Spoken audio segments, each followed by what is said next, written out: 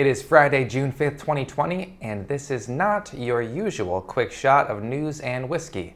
No whiskey here today. Want to do this one stone cold sober. When I started this show, its goal was twofold. The first being I needed some kind of creative outlet to keep my mind active while we were isolated during quarantine. The second was I wanted to help people handle the news, which seemed uncomfortably heavy at the time, with a little dose of humor. Late night shows were suspended and the hosts hadn't started broadcasting from their homes, and while the news was scary, I was always able to see that grain of salt that should have been taken with the day's latest scary headline. That has very rapidly changed over these last few weeks.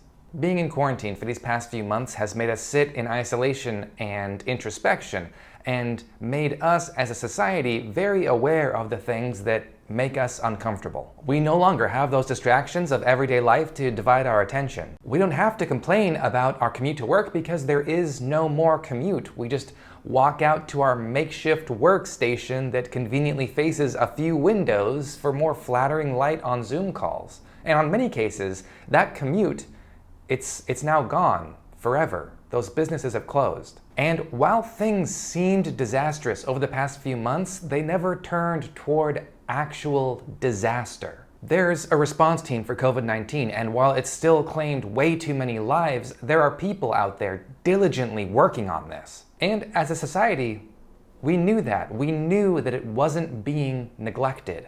Then, while we were sitting in this isolated introspection, a video surfaced online of a young man who was just out on a run named Ahmaud Arbery, who was then viciously gunned down. And then, as a society, it made us feel very uncomfortable, to say the least. And a lot of outrage was spread across the internet, and people went out on runs in solidarity.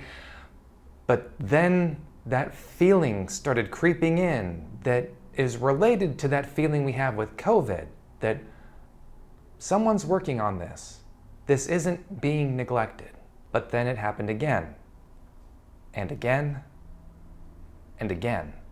And all of a sudden, people started waking up and realizing, wait a second, I don't think anyone in charge is working on this. There was no more distractions. We were sitting here and seeing nothing was being done to change. In fact, not only has it been neglected, it's honestly getting worse. These acts of violence against the Black community are becoming more brazen, and it's becoming clear that the people we thought were working on this were largely just paying lip service to a community that has been crying and pleading for help for as long as I have been alive, and much longer before that. About 3 weeks into this coronavirus shutdown, articles started appearing online and commercials started capitalizing on this notion that we get to choose the world we live in after this coronavirus shutdown ends. It'll be a fresh slate. We can rid ourselves of corporate greed, and people can start riding their bikes to work to reduce greenhouse gases and to really soak in the world around them and to be a part of their community. And I'll be the first person to tell you, I honestly thought all of that was bullshit. I thought that as soon as this was done, we're just going to revert right back to the way things were. I was wrong. We do get to choose the world we live in once this is over, and it will be a world where Black lives matter.